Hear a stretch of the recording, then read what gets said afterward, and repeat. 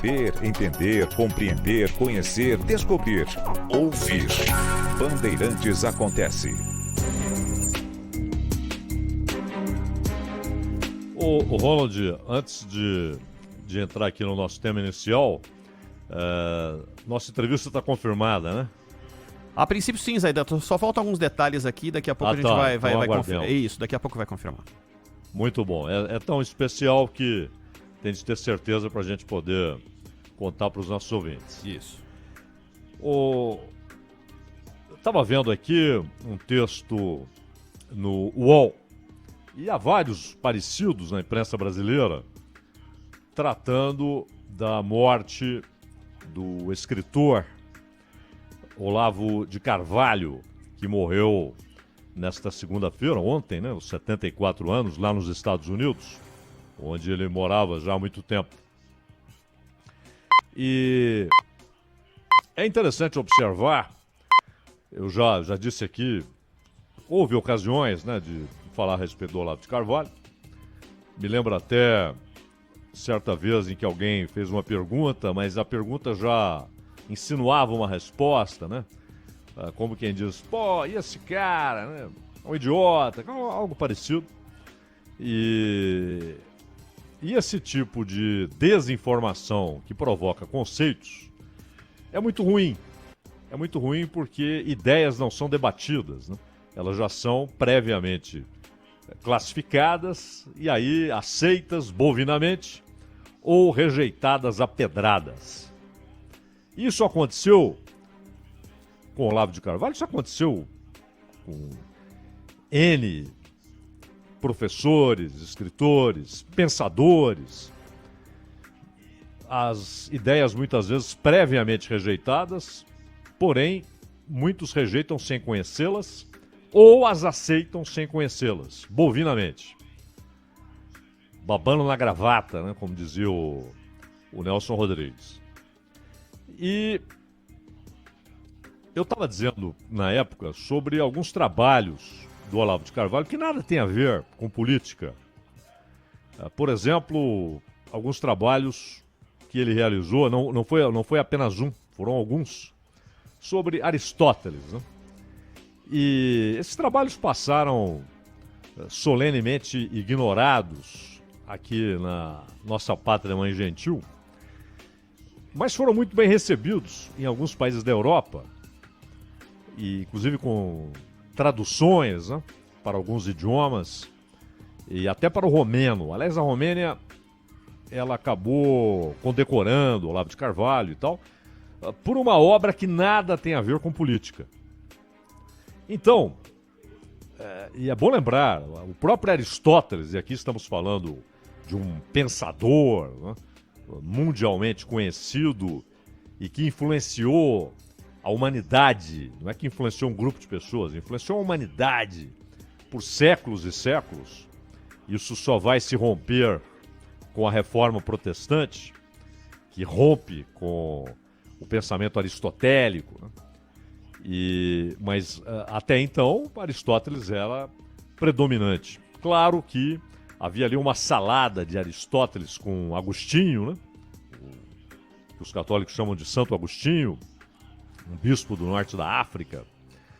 E depois, claro, bem depois, com Tomás de Aquino, que aliás foi alguém que influenciou muito, a obra dele influenciou muito o próprio Olavo de Carvalho, o Santo Tomás de Aquino. Mas o próprio Aristóteles, que foi um pensador, repito, que influenciou a humanidade e principalmente o Ocidente, mas também com influências que avançaram para o leste da Europa, para a Ásia, para a África.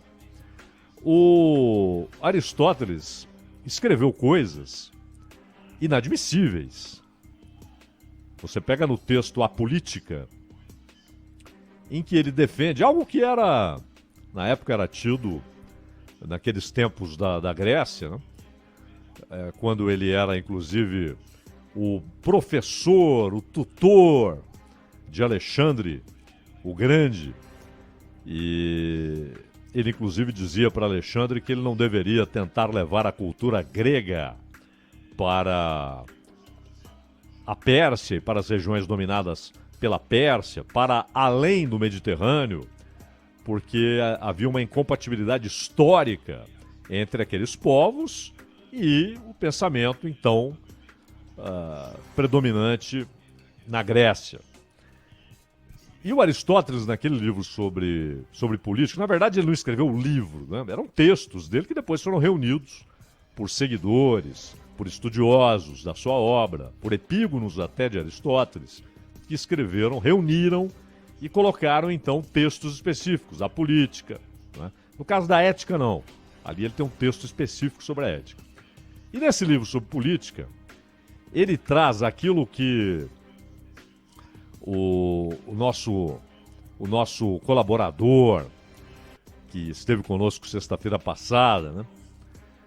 Que é o Cid Torquato, chama de capacitismo, né?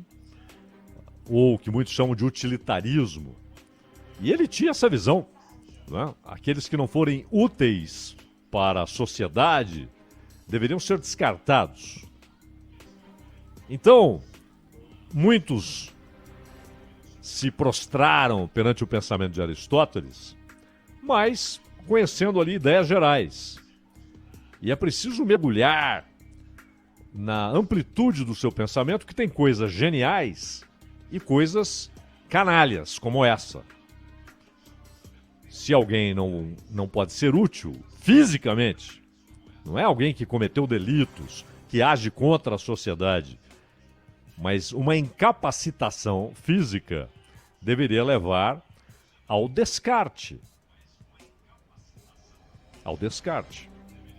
Ao extermínio. E, infelizmente, na nossa era, há pouquíssimo tempo, né, há 80 anos, havia um regime fazendo isso na Europa. Os nazistas fizeram isso na Europa. Esse crime canalha e abjeto. Então, mesmo um gênio como Aristóteles, é indiscutível que era um gênio, você não tem de se prostrar perante suas ideias, como quem diz, eu nada sei e vou aplicar e seguir e concordar e abaixar a cabeça diante do pensamento desse gênio. Não. E até porque você pega diversos gênios que a humanidade produziu e havia discordâncias incontornáveis, havia pontos irreconciliáveis no pensamento de um em relação ao pensamento de outro. Então, se estamos falando de gênios, aliás, Aristóteles rompeu com parte das ideias de Platão, e se rompeu com Platão, rompeu também com Sócrates, né? Porque o discurso de Platão tem como base o discurso de Sócrates, que nada escreveu. E se pegarmos os modernos, né? Os alemães, aquela história do Caetano Veloso, só é possível filosofar em alemão, né? Porque o pensamento moderno, ele tem seus principais autores na cultura alemã, não necessariamente nascidos na Alemanha, mas na cultura alemã, como Hegel, como o dinamarquês Kierkegaard, que também era da cultura alemã. Esse é um gênio, né? Um pensador brilhante, Kierkegaard. Kant, que influenciou Hegel, que influenciou Marx. Nietzsche, que queria a volta desse classicismo greco-romano e que, por sua vez, influenciou o mais canalha dos regimes dos tempos modernos, que é o nazismo. Você vai encontrar em Nietzsche frases brilhantes, né?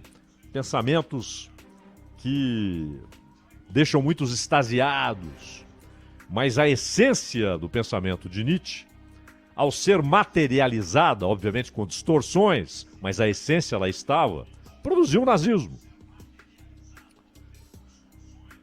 O super-homem, que é a idealização do fim da história, né?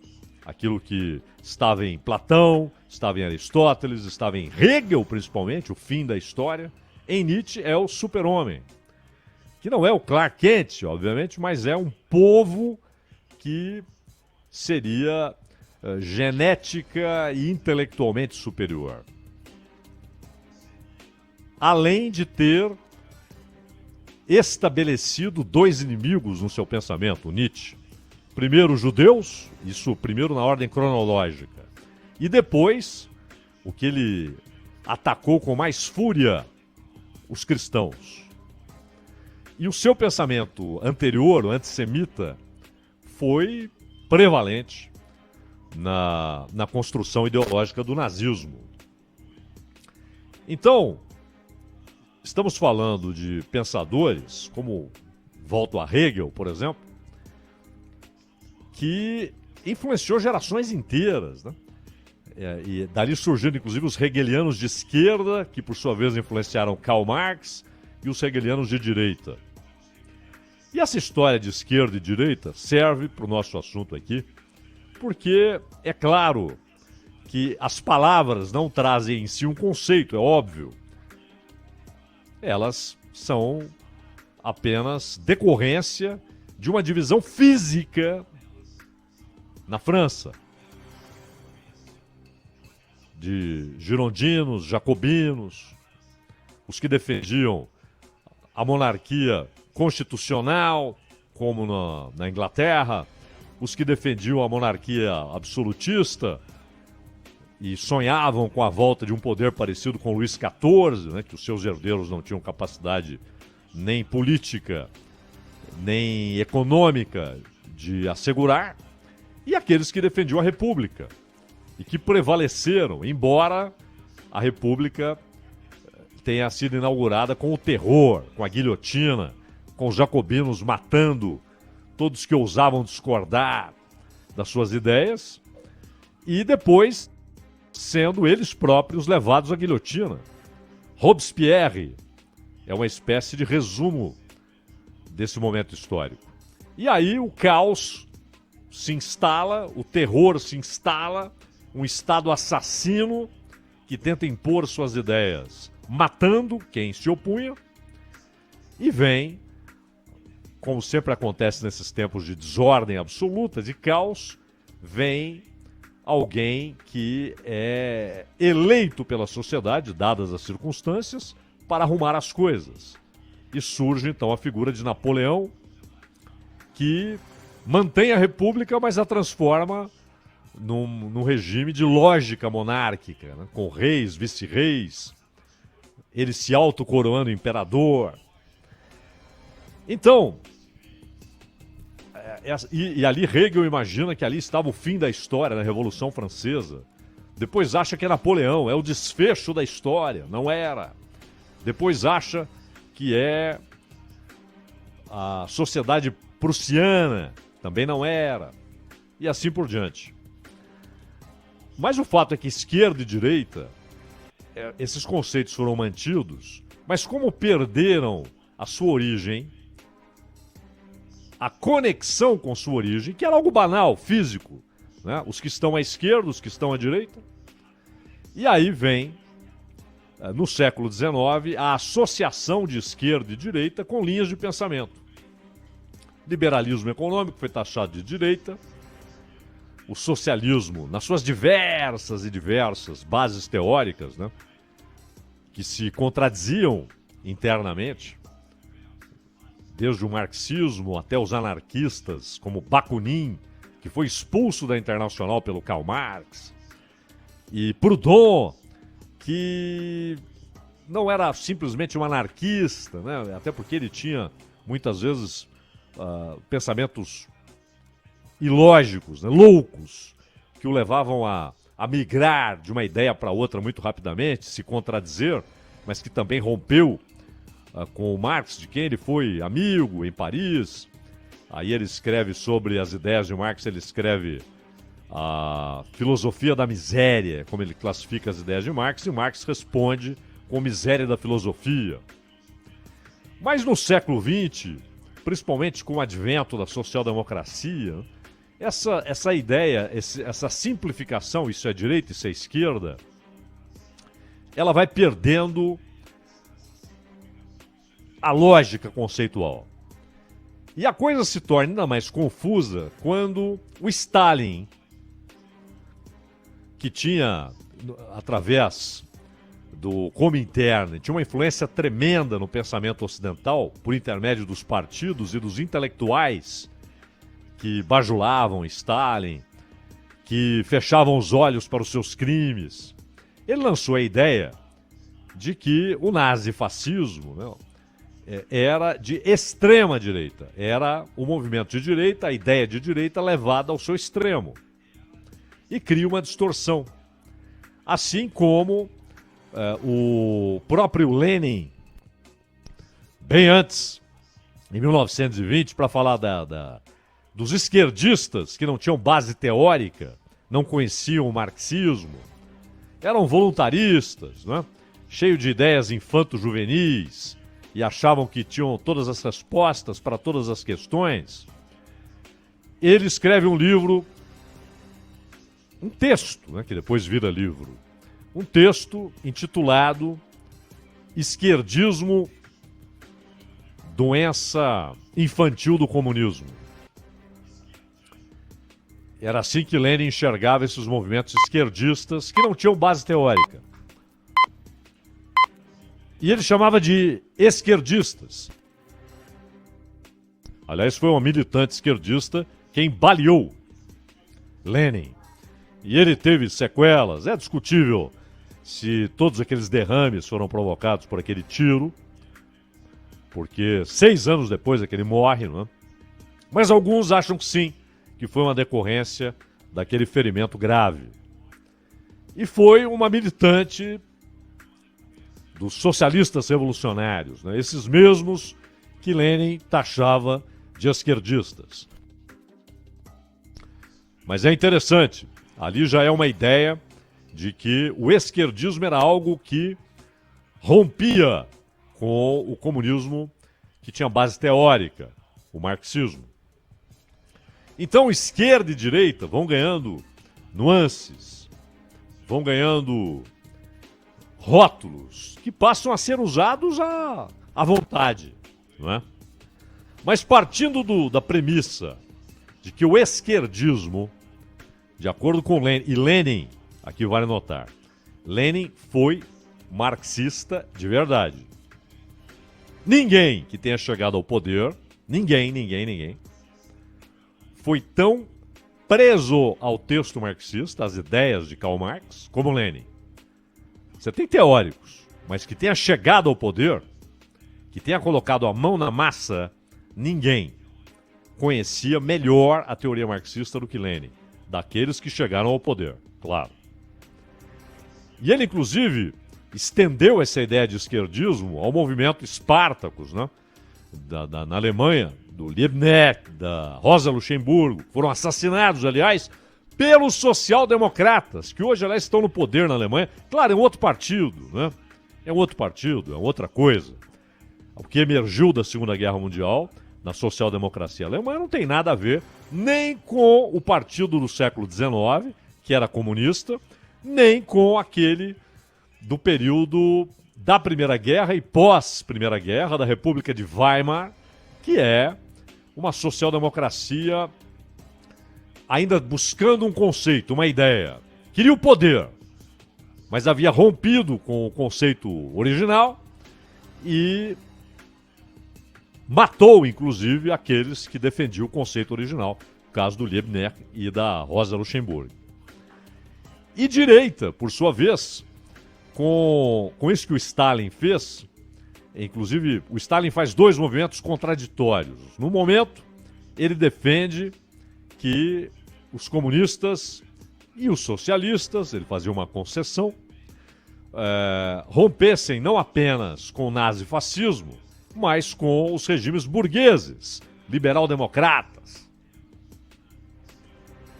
E depois ele muda. Ele passa a defender, e aí muita gente está estranha a mudança de alguns líderes comunistas no mundo, porque eles defendiam uma coisa por ordem do Comintern, ou seja, por ordem de Stalin, e depois são obrigados a mudar. E aí Stalin ordena que eles passem a fazer alianças com os partidos chamados burgueses, né, para combater o nazifascismo. Prestes, por exemplo, no Brasil, Luiz Carlos Prestes, foi obrigado a se adaptar a esses 2 discursos contraditórios, porque era uma ordem do Comintern e ele era extremamente fiel ao Comintern, ao stalinismo. Então, na sequência, vem essa confusão toda, e já dissemos aqui, nesses rótulos todos que foram perdendo o sentido, Churchill era o quê? Direita ou esquerda? Direita. Pinochet era o quê? Direita ou esquerda? Direita.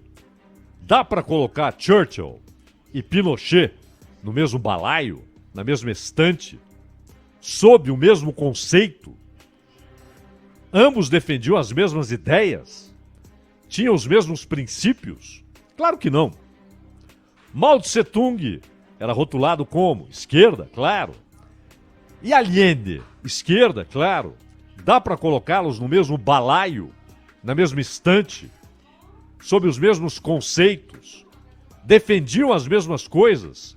Tinham a mesma visão da sociedade e dos seus problemas? Claro que não. Então os rótulos foram perdendo o sentido.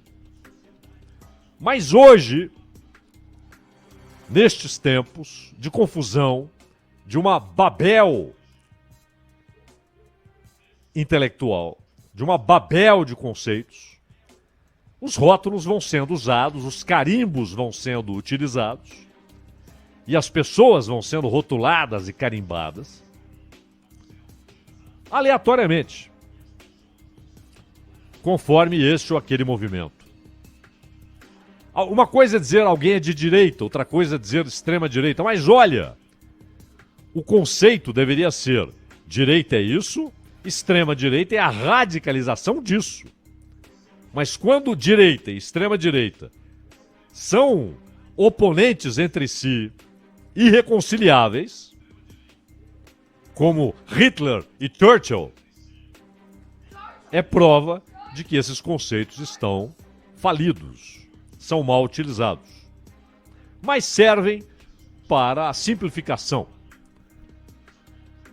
E no caso aí do Olavo de Carvalho, eu vejo aqui os textos que colocam, primeiro, a ideia de que ele costumava minimizar a pandemia e se manifestava contra a vacina, né? E aí, claro, vem a especulação: teria morrido de Covid, o que é irrelevante. Porque não interessa se o sujeito usava pijama em casa ou se andava de terno. Não interessa nem mesmo a sua relação familiar, mas as ideias. E aí iremos defendê-las ou combatê-las, ou menosprezá-las, entendendo que são irrelevantes. Mas as ideias. E uma coisa é o caricato de redes sociais. Outra coisa é o que o sujeito defendia teoricamente. Então, o Olavo de Carvalho, quando perguntaram, ali com uma certa dose já de resposta embutida na pergunta, né? É um idiota. Não, não é. Porque um idiota não é alguém que vai escrever tratados sobre Aristóteles, que serão recebidos em academias europeias, entre intelectuais europeus, como sendo algo relevante. Então você pode dizer assim: eu discordo de tudo que esse cara fala e escreve. O que não significa que ele seja um idiota, ou o idiota da história. Esse é o primeiro ponto. Os textos também se referem ao Olavo de Carvalho como guru do bolsonarismo. E é interessante que o Olavo de Carvalho, que sempre procurou defender a ideia de que Bolsonaro é um sujeito honesto, ele parecia acreditar nisso, mas também disse que é um governante fraco, que perdeu o bonde, que não soube entender as circunstâncias e as exigências, e que fugiu do caminho que se lhe abria. Não é? Então, ele não era exatamente alguém que dizia esse é o governante dos sonhos, ideal, não é? É um homem que responde às necessidades do seu tempo. Não. Ele dizia que era um sujeito fraco. E mais, ele dizia que não poderia ser guru de um cara que conversou com ele 4 vezes. 3 pelo telefone e uma por 2 minutos no encontro social, num jantar lá nos Estados Unidos. Aquele negócio lá do Steve Bannon. Que também, por sua vez, era alguém que não conhecia as ideias do Olavo de Carvalho e o Olavo não conhecia bem suas ideias. E, no entanto, no texto jornalístico, eles aparecem irmanados, né? Steve Bannon e Olavo de Carvalho. E um não conhecia nem razoavelmente a ideia do outro. Isso ficou claro em declarações do Olavo erradas sobre Steve Bannon e numa certa demonstração honesta do Steve Bannon de que não sabia exatamente qual eram os pensamentos do Olavo de Carvalho. E mais, alguém acha que o Bolsonaro, ou o Eduardo Bolsonaro, ou o Carlos Bolsonaro, porque esses eram os 2 filhos entusiastas, né, do nome de Olavo de Carvalho. Vamos colocar empolgados, porque entusiasmo é uma palavra que tem uma origem completamente diferente. Tem relação com estar cheio de Deus, né? Mas depois virou uma coisa como empolgação. Então, eles não eram empolgados com as ideias do Olavo de Carvalho porque conheciam profundamente as ideias. Eles eram empolgados porque era um cara que ali, nas redes sociais, né, nas críticas que fazia à esquerda brasileira, aos partidos brasileiros, à imprensa brasileira, à academia brasileira, dizia o que eles queriam ouvir. Mas esses caras não conhecem as ideias, de fato. O Bolsonaro outro dia até disse que não leu um livro há 3 anos. E não sei qual ele leu há 3 anos, ou há 3 anos e meio. É óbvio, é claro que ele não é um conhecedor das ideias do Olavo de Carvalho. Não estou nem falando dos tratados sobre Aristóteles, mas das ideias políticas. Mas ele viu ali um cara que teria certa utilidade com o seu grupo. E embora tenha mantido os elogios ao Olavo de Carvalho, mesmo quando foi xingado pelo Olavo de Carvalho, aqueles xingamentos que ele usava de maneira até insolente, né?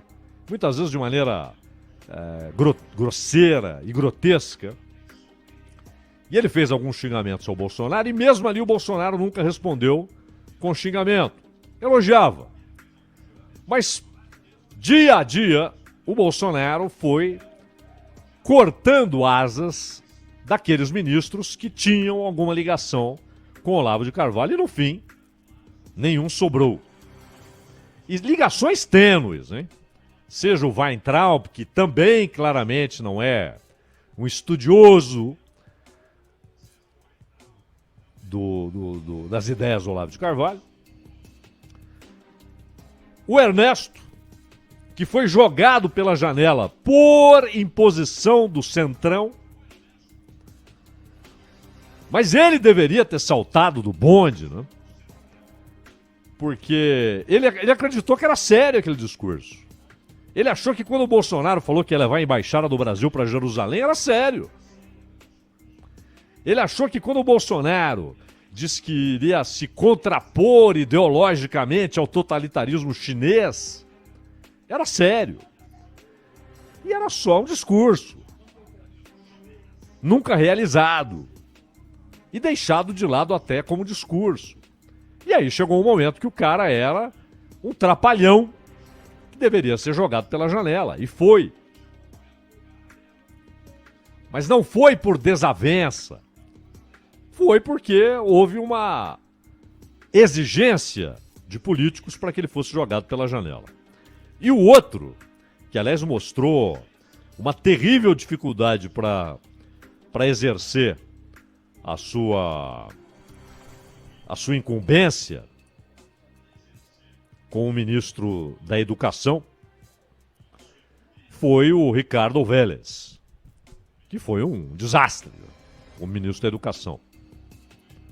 Então, de fato, ainda que Bolsonaro tenha feito tantos elogios ao Olavo de Carvalho e que 2 de seus filhos, o Carlos e o Eduardo, falem o tempo todo e tão bem do Olavo de Carvalho, está claro que em nenhum momento as ideias que o Olavo de Carvalho tinha prevaleceram no governo Bolsonaro.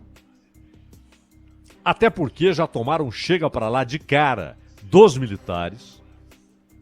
E entre os militares e essas ideias do Olavo de Carvalho, é óbvio que o Bolsonaro penderia para os militares, como depois era óbvio que penderia para o Centrão, que hoje manda até no orçamento.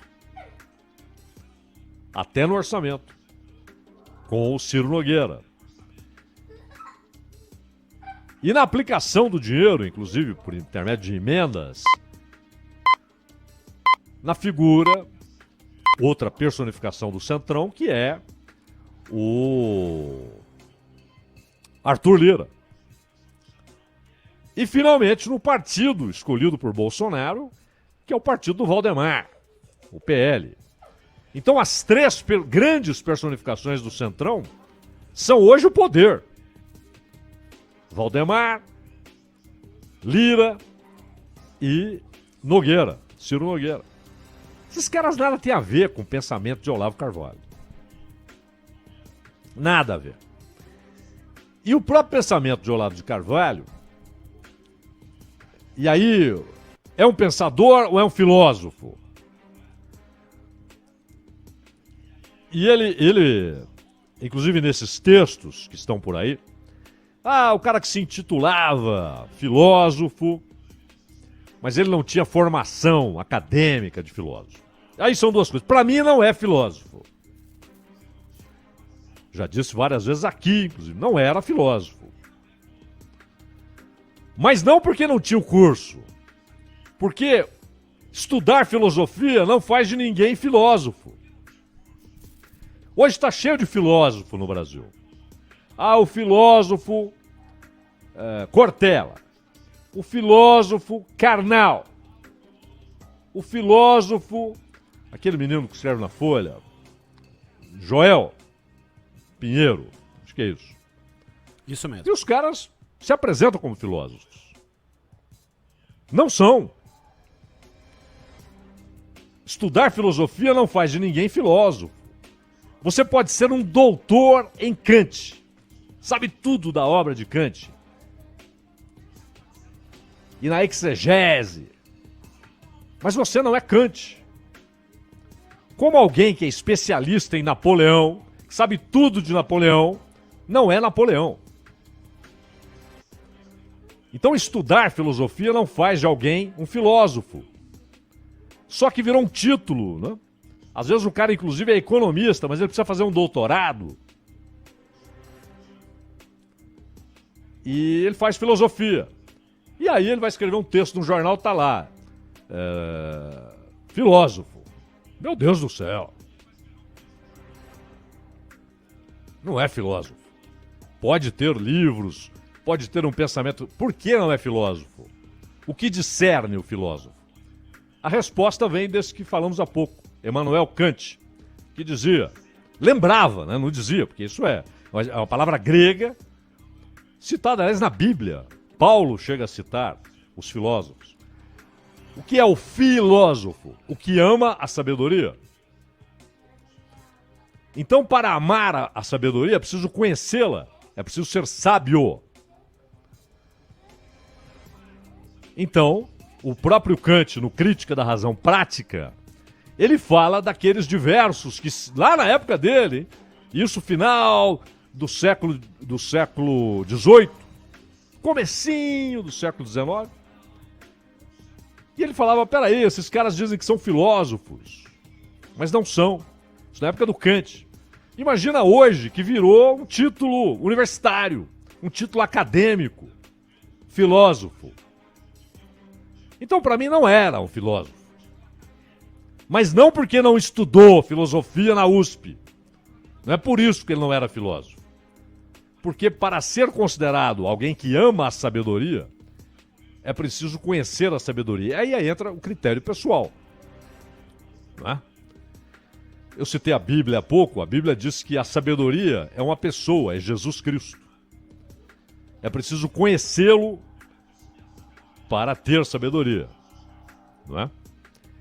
Então, o Nietzsche, um pensador, um gênio, alguém que, além da capacidade intelectual, tinha um texto arrebatador, mas ele era um sábio, ele amava a sabedoria, ele conhecia a sabedoria, ou ele combateu a sabedoria ao escrever, por exemplo, o Anticristo. O Olavo de Carvalho, que, repito, para mim não é filósofo, não era filósofo, mas não era o idiota que querem pintar. Repito, um idiota não teria produzido o que o cara produziu, inclusive tratados sobre Aristóteles. O pensamento político, e aqui, quando eu tenho 3 discordâncias em relação às ideias dele, discordâncias assim, fundamentais, não é? Primeiro, ele tinha uma visão equivocada sobre a reforma protestante, completamente equivocada. Ele tinha a mesma visão que o papado teve do movimento de Martinho Lutero e depois de Calvino. A mesma visão. Errada. Segundo, a ideia, que é isso para mim, na paixão do discurso político do Olavo de Carvalho, faltou a ideia da teleologia. Ou seja, aquilo que está presente em Platão, em Aristóteles, em Kant, em Hegel, em Kierkegaard, no Nietzsche, no Karl Marx. Olha, figuras tão diferentes. O Nietzsche, por exemplo, achava as ideias de Marx detestáveis. Ele achava o socialismo uma coisa de degradação, uma coisa degradante, deletéria. Então, ele se opunha radicalmente às ideias do socialismo lá do século XIX, o Nietzsche. Mas o Nietzsche, o Marx, o Hegel, o Kant, Platão, Aristóteles e a Bíblia, todos têm um ponto em comum. A história tem um rumo, ela tem uma direção inexorável. Nada impedirá que a história chegue onde deve chegar.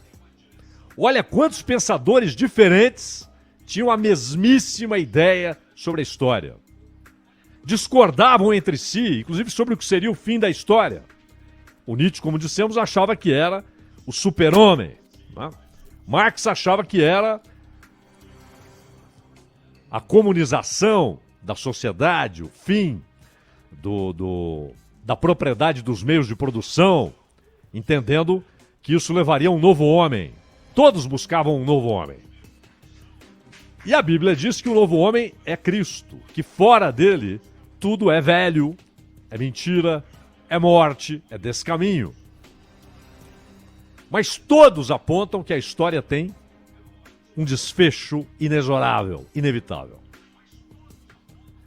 E faltou isso nessa visão política do Olavo de Carvalho. Porque ele achava que essas coisas que estavam ocorrendo